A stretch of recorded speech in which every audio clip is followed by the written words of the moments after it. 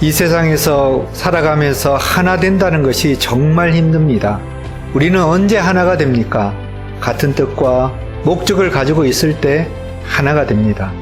같은 팀이 되어서 운동을 하거나 게임을 할 때 하나 되어서 열심히 연합하여서 이기려고 노력을 합니다. 같은 소속감을 가지고 유대 관계와 친밀감을 가질 때 하나가 되어서 함께 합니다. 그런데 이 하나됨이 시간이 지나고 자기에게 유익이 되지 않으면 깨어지게 되고 나누어지게 됩니다. 어제의 동료가, 어제의 친구가, 어제의 가족이 오늘은 적이 되는 경우가 많이 발생을 합니다. 믿음 안에서는 어떻습니까? 예수 그리스도 안에서, 성령 안에서, 교회 안에서 하나가 잘 됩니까? 오늘날 교회 안에서 하나가 되지 못하고 나누어지고 다투는, 싸우는 일들이 너무 많습니다. 왜 그렇습니까? 세상의 가치관 속에서 살아가기 때문에 자기중심적이고 자기 유익과 욕심에 사로잡혀 있기 때문에 그렇습니다. 인간적이고 세상적인 것들이 여전히 교회 안에 들어와서 나타나기 때문에 그런 것입니다. 구원받은 성도가 진짜 구원을 받았다는 것을 증명하기 위해서는 하나됨을 보여주어야 하는 것입니다. 성령이 하나되게 하신 것을 힘써 지키라고 말씀하고 있습니다. 하나됨을 힘써 지키는 것은 소극적으로, 수동적으로 지키고 조금만 하는 것이 아닙니다. 매우 긴급하게 해야 하는 것이고 즉각적으로 실행에 옮겨야 하는 것입니다. 지금 당장 시작하라는 것입니다. 반드시 해야 한다는 것입니다. 내가 가장 중요하게 생각하고 원하는 것을 그것으로 여기라고 하는 것입니다. 그런데 하나됨은 인간이 이룰 수 있는 것이 아닙니다. 많은 사람들이 하나됨을 시도해 봅니다. 하지만 인간 사회는 분열과 나눔으로 점철되는 역사를 살아왔습니다. 앞으로도 그렇게 살아갈 것입니다. 왜 그러냐면 인간의 죄성 때문에 그렇습니다. 또 사단 마귀의 지배 속에 있기 때문에 그렇습니다. 이 세상은 타락하고 어둠 속에 있기 때문에 그렇습니다. 이 하나됨은 어디에서부터 온 것이냐면 하나님께로부터 온 것입니다. 하나님은 삼위일체 하나님이십니다. 그 하나됨으로 존재하시는 삼위일체 하나님이 세 위격을 가지시지만 한 분으로 존재하는 그 하나됨을 보여주시는 분이 하나님이십니다. 그 하나님께서 이 세상 속에서 창조를 통해서 그 하나됨을 보여주셨습니다. 그런데 그 창조의 세계가 파괴되었습니다. 그래서 하나님께서는 다시금 하나됨을 위하여서, 통일을 위하여서, 구원을 통하여서 하나됨을 회복시키는 것입니다. 구원 안에서 이루어진 그 하나됨의 근거를 오늘 말씀에서 7가지를 제시하면서 하나됨을 강조하고 있습니다. 첫 번째는 한 분 성령님으로부터 하나됨을 강조하고 있습니다. 그 근거를 제시하고 있습니다. 한 분 성령님으로부터 구원이 실행되어서 구원받은 성도들이 예수 그리스도의 몸이 되는데 그것이 한 몸이 되었다는 것입니다.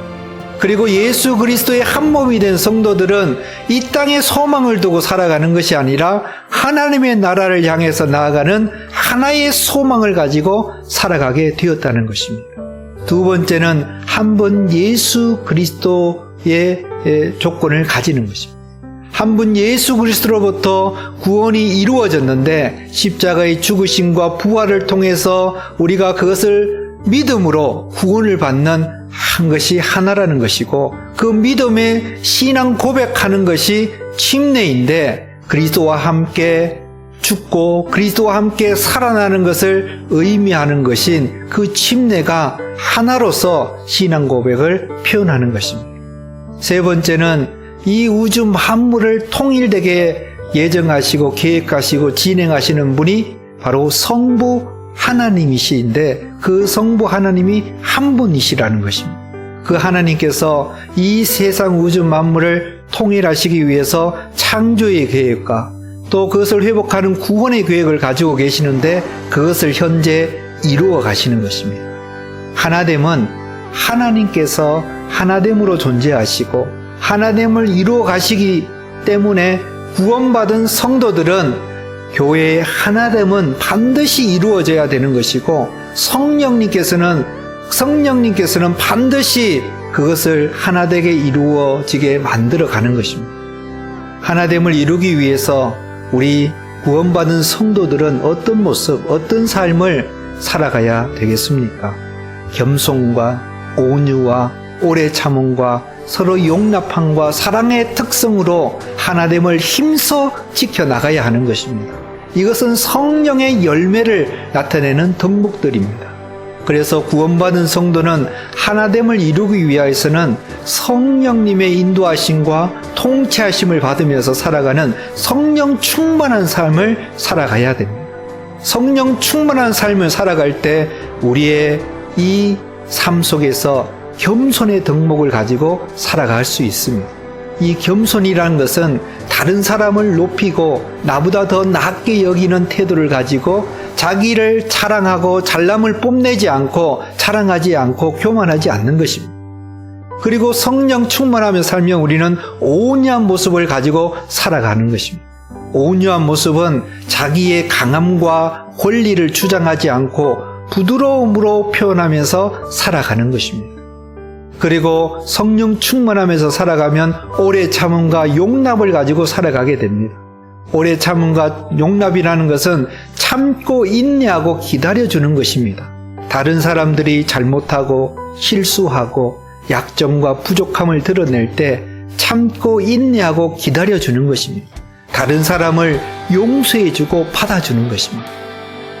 그리고 성령 충만하며 살아갈 때는 그 사랑의 열매를 맺게 되는데 모든 선하고 좋은 성품을 만드는 원천이 되는 것이 바로 사랑입니다.